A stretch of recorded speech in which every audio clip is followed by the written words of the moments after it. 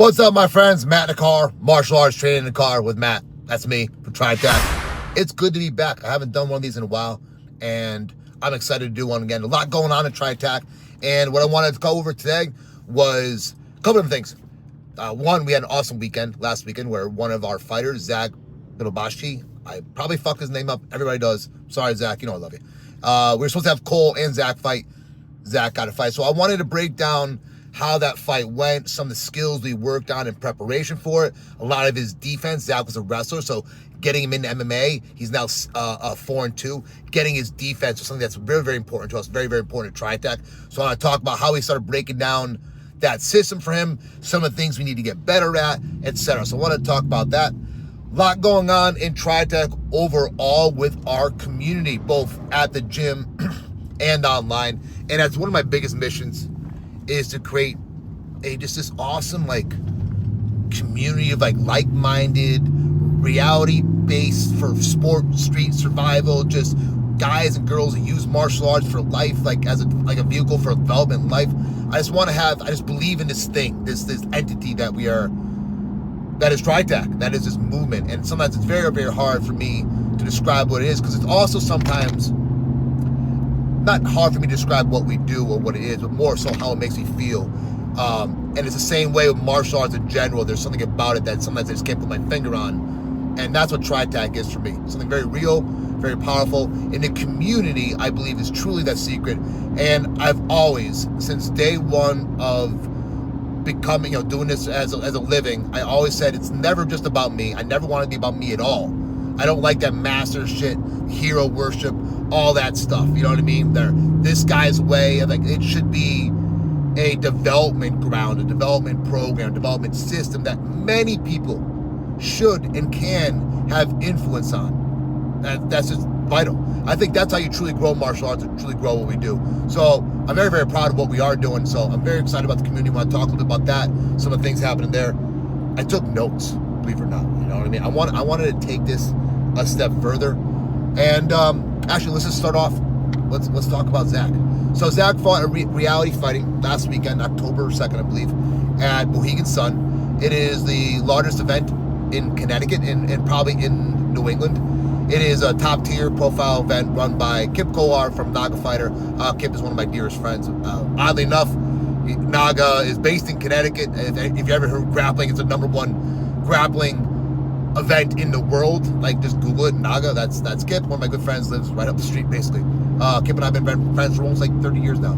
So he runs Naga and reality fighting, and it's a great promotion, great event, and great exposure for these young athletes. A lot of amateur fights, some pro fights. So Zach was one of the featured amateur fights of the night. Zach is now 4-2 and has worked his ass off for this. Zach was a college wrestler. He's also a financial advisor, so he's a very intelligent guy as well, which really helps him in his MMA development. He was also briefly a college wrestling coach for Wesley. And so Zach has a lot of combat experience and a lot of technical experience. What I would say about Zach, obviously he's very athletic, very strong, but what I would say is truly the benefit to him is his technicality and his devotion to learning, and also his he's an athlete. He's a competitor. He's got that competitive drive that we almost all want to have. Sometimes Zach embodies something, and top tier competitors like that embody something that is in all of us, and they can really do at a maximum level. And it's very cool to be a part of that. So it's just watching Zach train, watching Zach work really does define what a young athlete should look like putting in their effort. And then it should inspire those around them to work hard for themselves. We can take a piece of Zach's energy with us, and all our athletes' energy with us. So that's why I love having even though I fuck around on, not fuck around, I make fun of them sometimes, the young ones, these guys in their 20s, they all want to be the next stars. I love their energy, man. It thrives, and it just breeds a good vibe in the gym because they're respectful. They're martial artists. They're working. And Zach and many others define that on a very high level.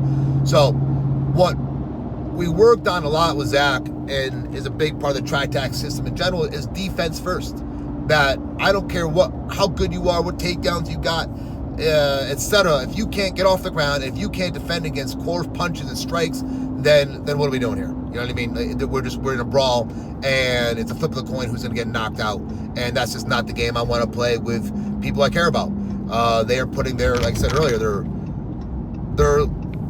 physicality, their mental health, all that shit, their health at risk. You know, and the reward is extreme. You know, I can't tell you, like, it's just different. It's just, if you've never been there, it just changes you fundamentally who you are. And I think it's almost like a rite of passage to a certain degree. And there's tons of these challenges and rites of passage we can have. For some guys who, let's say you started training in your 30s or 40s, the rite of passage for you might be sparring in the cage. That's fucking great. You know what I mean? But for them, at their age, at their level, that's their rite of passage, and it is cool seeing or like helping like be a part of that. So like I said, defense being a huge thing, and we worked a lot on high guard defense coming out of that like split framing system we use in TRITAC, because plain and simple, that because Zach's a wrestler, he's used to like reaching, grabbing, pulling, and he tends to drop his hands and be a little like wild because boxing and striking is you know, unnatural to him. He's getting much better at it, and I think in another couple fights you'll be, you know, maybe not a couple, but in a few fights you're gonna like almost wonder what type of fighter is he? Is he a grappler or a striker? Because he's starting to look like both. He's starting to see signs of life, and it all really started coming from the defense, the confidence in defense. He's able to get his hands up more dynamically. We've been working so much on throwing the kitchen sink at him, so he just felt comfortable with it. In fact, his defense was so fucking good that the kid broke his fucking ankle. I'm not sure exactly, but he was walking out in crutches. And, you know, Zach said when he kicked him once, his elbow went right into the fucking, like your instep. You know what I mean? Oh, fuck, that must have sucked. So, yeah, you know, high guard defense for the win. Now, what we needed to work on is, because those kicks are strong and heavy, Zach was only defending with one arm. And that's when brace frames come in, whether for kick defense, big punches, haymakers, or entering in, when you need to have maximum protection on one side or need to cover as much surface area as possible in 1B. So that's going to be their next step. And then I had to make a choice of, is it a high guard focus or long guard focus? Meaning, do I keep Zach at range, focusing on his distance, or do we really develop a dive deeper or go deeper into the high guard system? And that's what we chose to do. The next thing is I want him working a little bit more in hand fighting, though he started there pretty well.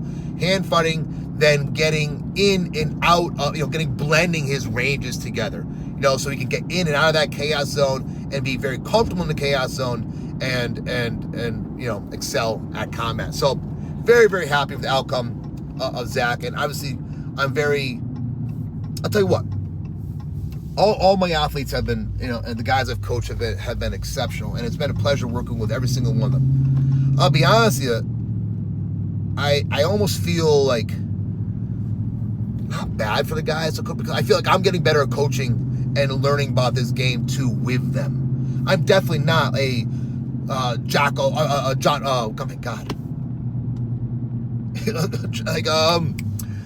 There's Jocko Wink. I'm trying to say Jackson Wink. I'm not a Craig Jackson. I'm not Alex Pereira's coach. I'm not a Glover Teixeira. I'm not one of those guys yet. You know what I mean? Like I would love to be considered a high level coach. I guess that's I'm gonna call it a dream. I call it a cool cherry on top of this awesome lifestyle. But it's not like, oh, that's my vision for myself. No, the vision is for the growth of TRITAC, the community, this feeling that we all work together. And that's how kind of bridges naturally into what I want to talk about next is our community. We've been working a lot to bring the online community, let's say, to the local community. But I'll be honest, I think I made a few mistakes locally. And let me explain.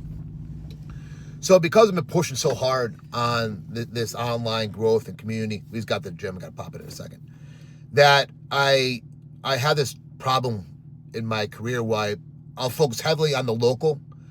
Then once I kind of get that solid for a minute, I'm like, okay, I'm going to go focus heavily on online.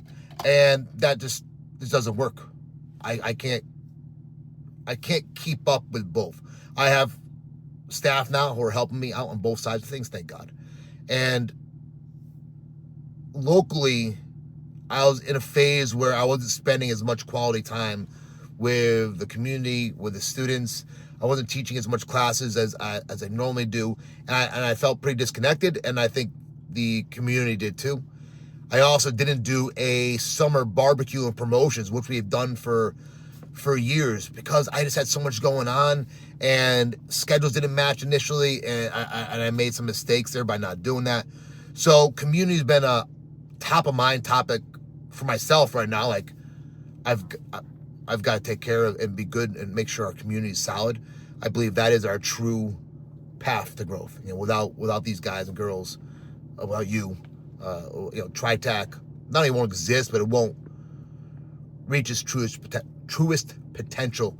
And that's something I would like to see in my lifetime. I like to be able to hand. It's not a legacy per se, but I want to I guess I want TRITAC to live on, but I want it to live on in like the community and teachings, but also like that, like when you touch TRITAC, it positively influenced your life in some way.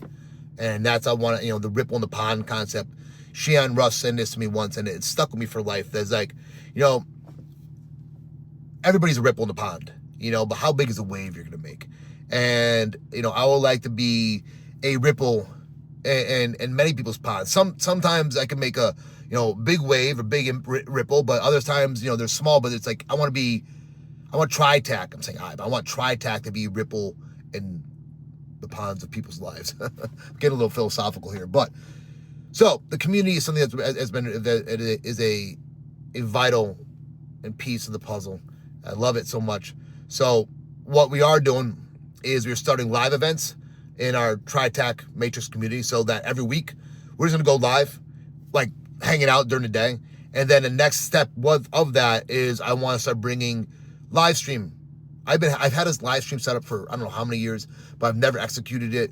I want to get live streaming going at least once a week where you can just hang out with us, see how we train, chat, talk, ask questions, whatever. It was like a 3 or 4 hour live stream was kind of the goal there.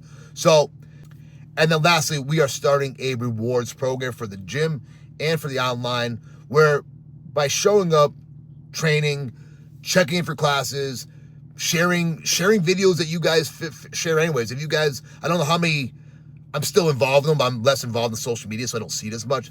But there are tons of groups and chats I'm involved with where it's like technical share. This guy did something cool, that guy did something cool, and I always wish we had a resource. So what I'm trying to do now is reward people for building that resource. Free gear, free training credits, free memberships, free t-shirts, clothing, etc. It's something that I've been trying to get going for a very, very long time. And in reality, like, I try to rush it and try to do other things that maybe I found interesting that weren't the right thing at the right time. But due to a lot of patience and a lot of documenting and working things out properly, I have a really good structure for it. I'm very excited about doing that. So that's going to come up like November is the goal for that. So just to see a lot, if you're a part of the TRITAC community already, you'll see all this in emails and posts and communications. If you guys are not part of the community, it's easy to get involved. I have a free one, and there's also like our exclusive community, but you can go to TRITACmartialarts.com/invite, and it is there for you. If you are already a member, you guys have said you'll get this information free, and all those live events are free and all that type of stuff. So that's it, guys. Thank you for another awesome episode of Matt in the Car. Missed you, and I'll see you next week.